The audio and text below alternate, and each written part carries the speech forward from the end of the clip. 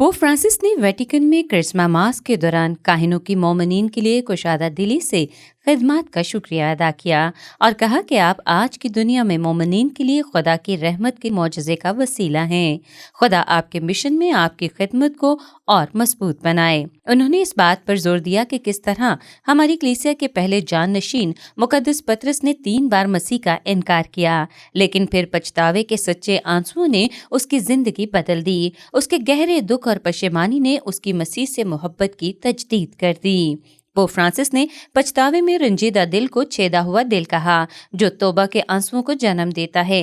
उन्होंने मजीद कहा कि ये एहसास जुर्म नहीं है जो हमें हौसला शिकनी या हमारी नाअहली की निशानदही करता है, बल्कि ये एक फायदेमंद छेद है जो दिल को पाक करता और शिफा बख्शता है।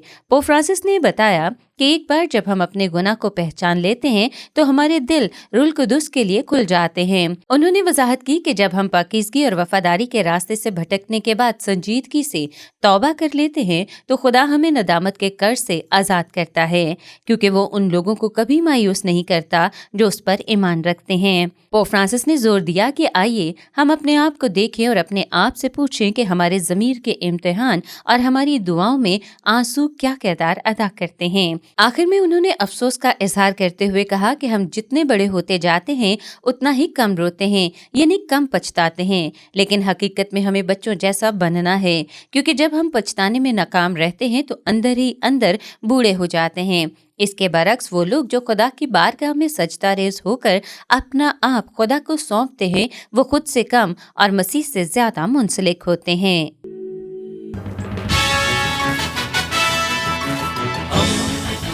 दोस्ती का पैगंबर, रेडियो वेरितास एशिया।